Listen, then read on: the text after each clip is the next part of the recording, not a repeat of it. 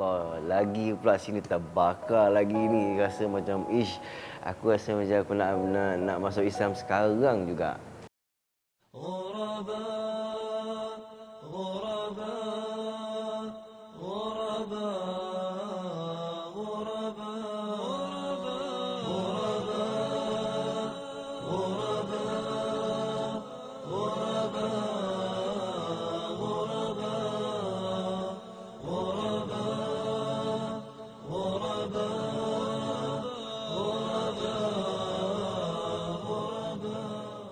Bismillahirrahmanirrahim. Assalamualaikum warahmatullahi taala wabarakatuh. Salam sejahtera, selamat menonton rancangan Hijrah Munawarah.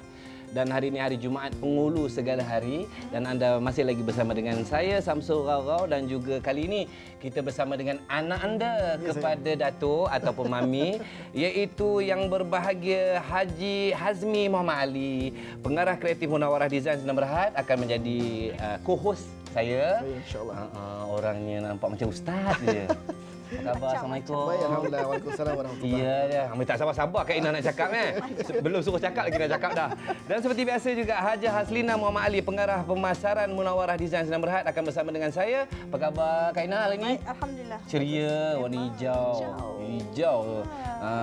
Warna kegemaran Rasulullah sallallahu alaihi wasallam. Okey, hari ini kita nak cerita pasal apa Kak Ina? Itulah bawa adik saya kat sini, dia macam nak cerita kat rumah pula rasanya. Macam kat rumah sembang-sembang Boleh kita sembang-sembang. Hari ini kita nak tinjau kisah penghijrahan Adam Korili Abdullah. Kenal tak? Kenal tak?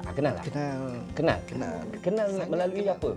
Sebenarnya Adam Kori ni semua orang kenal dia melalui drama, melalui TV. Kita biasa nampak muka dia.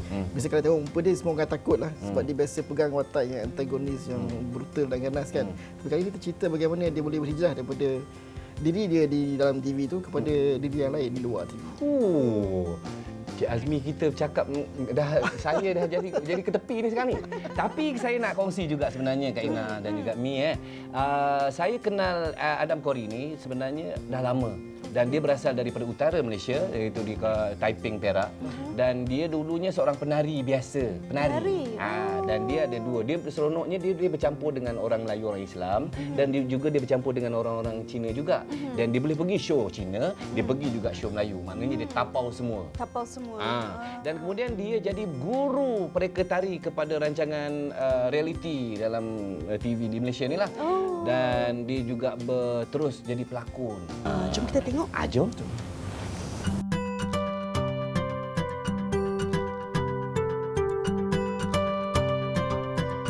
Assalamualaikum. Waalaikumsalam warahmatullahi wabarakatuh. Alhamdulillah.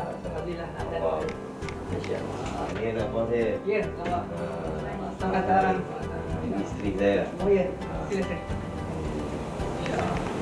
So ni solo satu lagu ni, solo satu lagu. Ini nama dia. Jom recording sana. Balik kampung mana Ustaz ah? Balik dulu ya. Balik dulu ah. Assalamualaikum. Bismillahirrahmanirrahim. Saya mendiang bapa saya seorang tentera. Jadi bapa saya selalu kena transfer dekat Melaka, ke Penang, ke Ipoh, ke Port Dickson. Last kali kat Port Dickson. Jadi bila kat Port Dickson tu dalam camp masa tu tahun 60-an, 70-an memang tak ramai Cina. So satu hari, satu malam kita dengar azan. Sebelah rumah, masjid atas tu je, hari-hari duk azan. Lepas tu kalau TV azan, mak bapak saya pun tak pernah nak tutup tukar channel azan. Biarlah azan sampai habis, baru kita tengok cerita lain. Selalu kan ada pukul 7 kan ada cerita Hong Kong kan. Lepas cerita Hong Kong ni mesti azan. So azan itulah salah satunya yang saya nak tahu yang melekat di hati saya. Nabi bersabda, Allah itu akan memberi keduniaan kepada siapa yang Allah suka dan sesiapa yang Allah tak suka. Tapi Allah tidak memberi agama kecuali kepada sesiapa yang disukai oleh Allah Subhanahu wa taala. Maka tidak diberi seseorang itu hidayah kepada agama Islam kecuali terlebih dahulu adanya kehendak kasih sayang dan cinta dari Allah kepada seseorang itu untuk diberi hidayah dan memeluk kepada agama Islam. Setiap tahun kan ada orang mengaji dekat TV, RTM, tilawah kan, apa ni tu semua. Lepas tu ada kadang-kadang dia ambil live tarawih dekat Masjidil Haram di Mekah, di Masjid Nabawi. So saya suka dengar. Saya akan dengar tarawih sampai habis. Lepas tu saya suka tengok Kaabah dia. Di mana-mana ada gambar Kaabah, saya akan berhenti. Saya akan tenung sekejap. Tak lama 3 minit pun sekejap. So pada satu hari dalam hati saya kata, kalau aku masuk Islam, inilah tempat pertama aku nak jejak kaki aku. Sebab dia tulis kat sana, Islam only. So orang lain tak boleh masuk. Jadi saya Cina tak boleh masuk. So kalau aku nak masuk sana, aku kena masuk Islam. Okeylah, lupakan yang tu. Jadi bila kita dah mencari Islam dan mengenali Islam, saya rasa Allah bantu saya tau. Allah hantar orang yang okey, kau nak tahu pasal Islam kan? Okey, aku hantar kau orang ni, aku hantar ni. Hantarlah orang yang tahu pasal Islam tapi dia bukan ustaz. Masa tu saya dah sewa rumah sendiri, sewa kondominium, saya tinggal sendiri. So dia kata dia nak tumpang solat. Saya cakap inilah saya punya peluang lah ni. Saya cakap okeylah. So saya kata okey, kiblat sebelah sini. So tahu kiblat, dia marah. So dia pun solat. Dia daripada awal dia solat, dia punya Fatihah sampai ke surah, sampai ke dia bagi salam berlagu-lagu. Saya rasa macam nak menangis dengar dia solat. Lepas tu dia punya doa, Masya Allah, dia punya doa panjang tak apa, berlagu pula tu, ya Allah, lagi pula sini terbakar lagi ni. Rasa macam aku rasa macam aku nak masuk Islam sekarang juga. Saya pun tidur malam tu, agak lewat juga, ada lampu 3 ke pukul 4 lagi, 4 pagi macam tu lah. Saya cuma doa pendek je. Doa saya ialah, ya Allah, sekiranya Islam ni adalah peganganku sampai ku mati, kau berilah aku petunjuk. Pukul 8.30 ke pukul 9 macam tu saya angkat telefon, saya pun telefon saya punya assistant choreographer saya dengan saya punya PA untuk jadikan saksi. So dia pun sampai saya pun bawalah dia pergi ke Pekim. Saya pun masuk ke reception, saya tanya ada ustaz yang free tak? Keluar Ustaz Amran. Jadi dia pun kata okey, dah siap. Siap apa ustaz? Siap, kita nak mengucap 2 kalimah syahadah ni. Okeylah, bolehlah. Okey, ustaz pun ajarlah. Asyhadu alla ilaha illallah wa asyhadu anna Muhammadar Rasulullah. Tapi dia ajar slow lah, ni saya lajukan lah. Lepas tu ustaz kata, amboi macam dah praktis je kat rumah. Dah praktis lama dah ustaz dah tahu ya. Okey. Ustaz tu suka berlawak. Dia syok, dia suka berlawak. Dia pun salam, lepas tu dia pun berdoa. Doa, dia pun tanya, apa nama Islam? Percaya atau tidak, Adam Korili bin Abdullah dengan sendirinya dekat rumah Nazri. Dekat rumah saya dah Nazri dah. Dah siap tulis lah, Nazrili lah. Saya pun tak tahu datang daripada mana nama tu. So dia kata, betul yang nama ni ya? Betul lah Ustaz. Nak tulis ni? Tulis lah. Tulis macam tu lah. Hidayah adalah hak milik Allah Subhanahu wa Ta'ala. Salah satu nama Allah dalam Asma'illahil Husna adalah namanya Al-Hadi, yang maha memberi hidayah. Allah berfirman, innaka la tahdi man ahbabta walakinnallaha yahdi man yasha. Sesungguhnya engkau, wahai Rasulullah, tidak dapat memberi hidayah kepada sesiapa yang engkau sukai, akan tetapi Allah lah yang memberi hidayah. Ayat ini mengembalikan mutlak hidayah itu hanya dimiliki oleh Allah Subhanahu wa taala. Hanya hidayah itu yang dimiliki oleh Allah akan sampai kepada seseorang dengan pelbagai cara.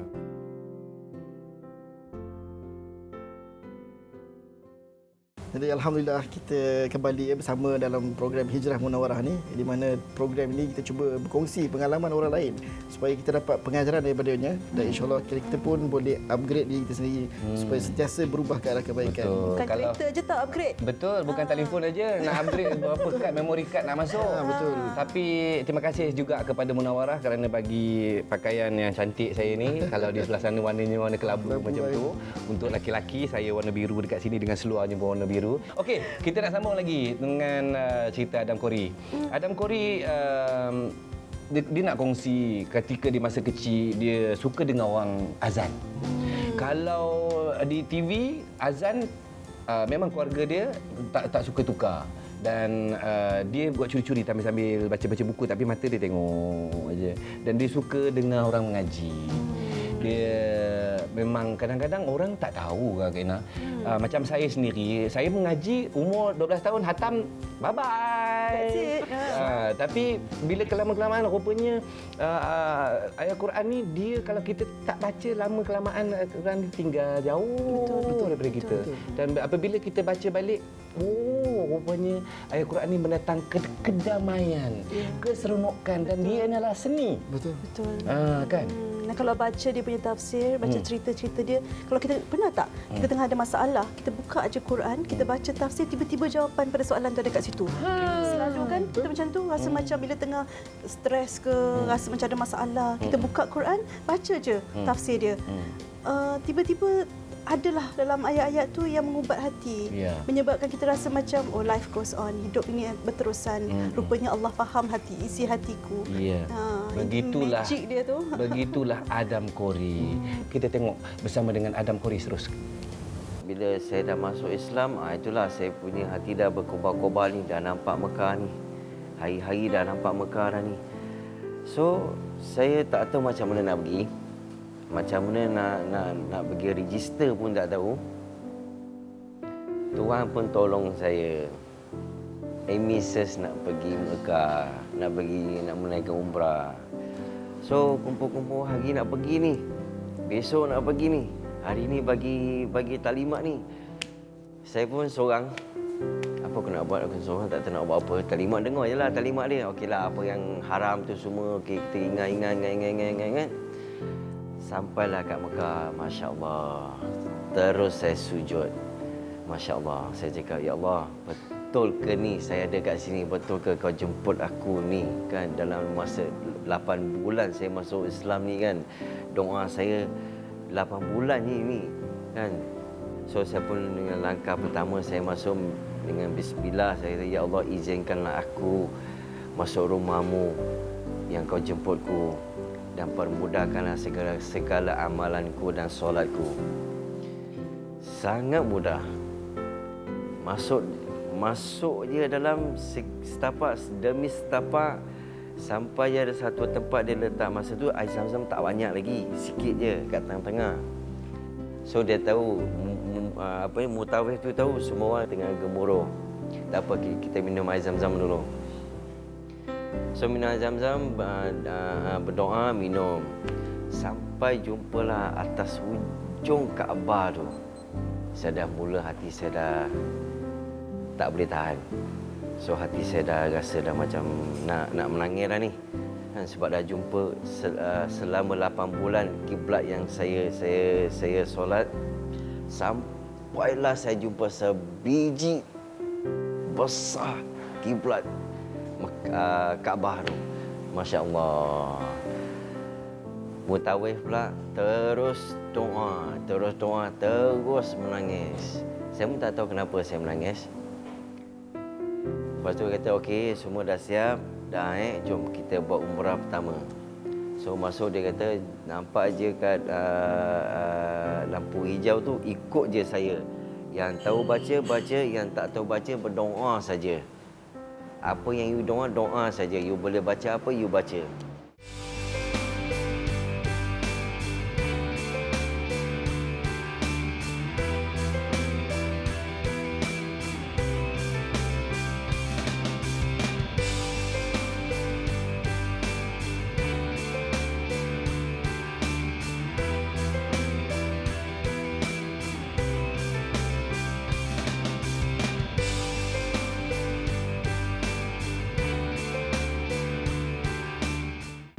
Okey, kita nak sambung lagi cerita pasal Adam Korili Abdullah ni.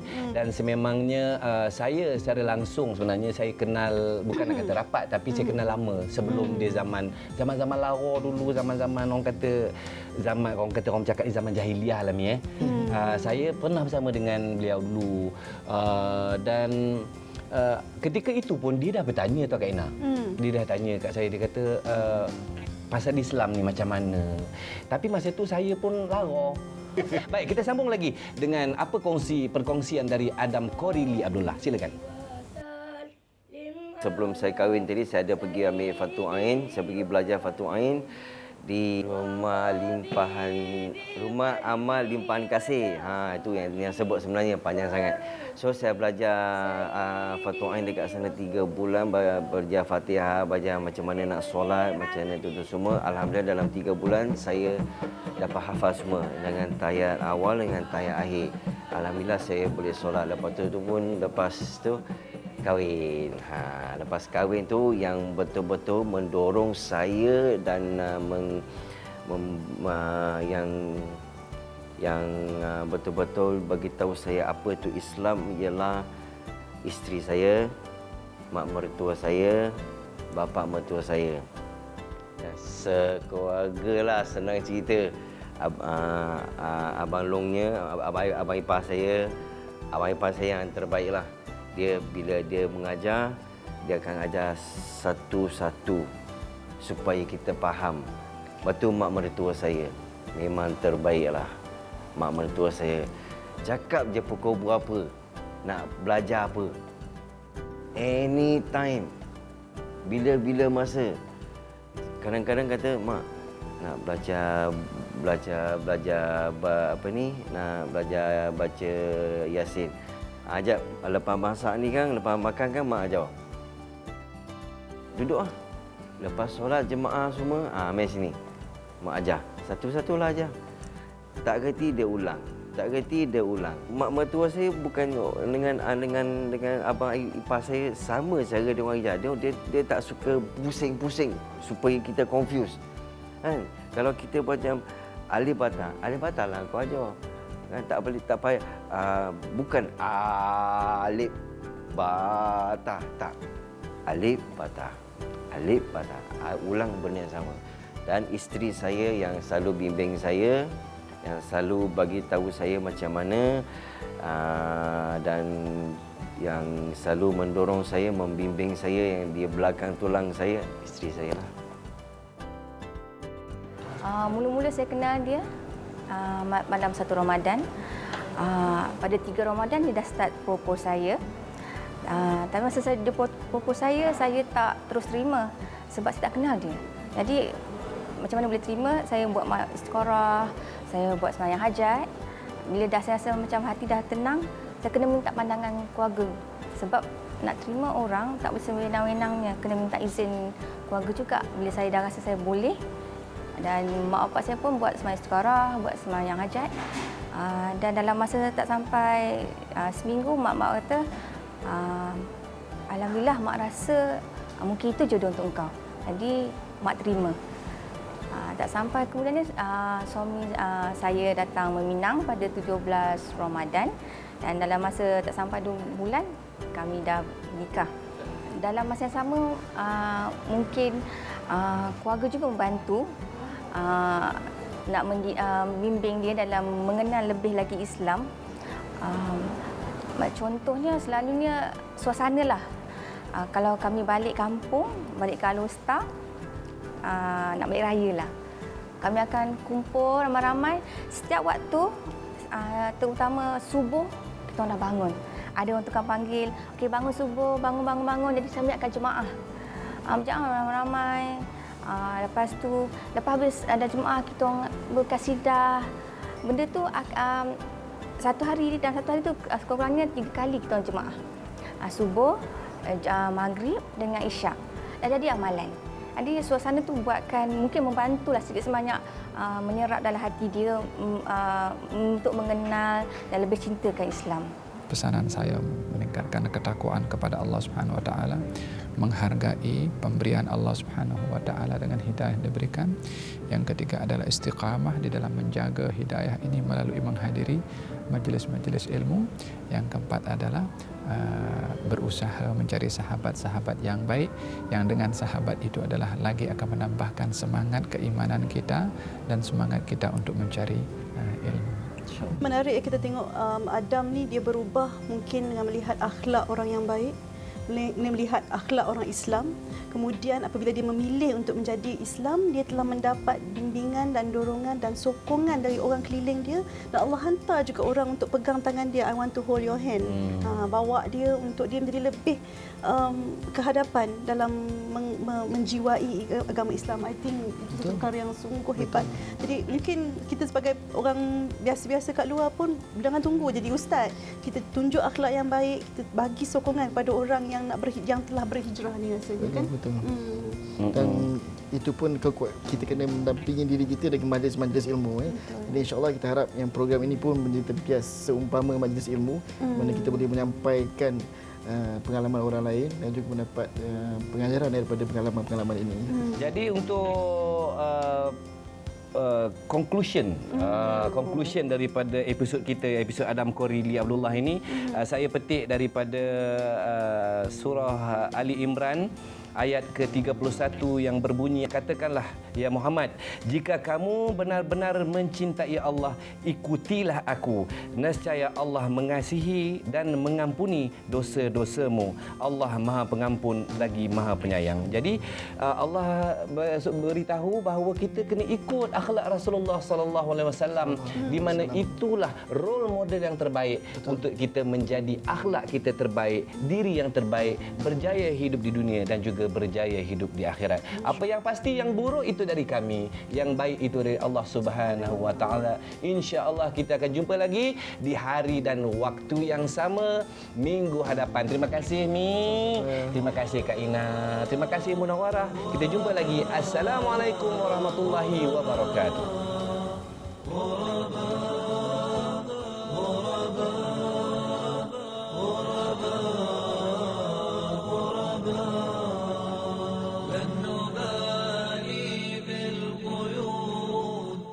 بل سنمضي للخلود لن نبالي بالقيود بل سنمضي للخلود بل نجاهد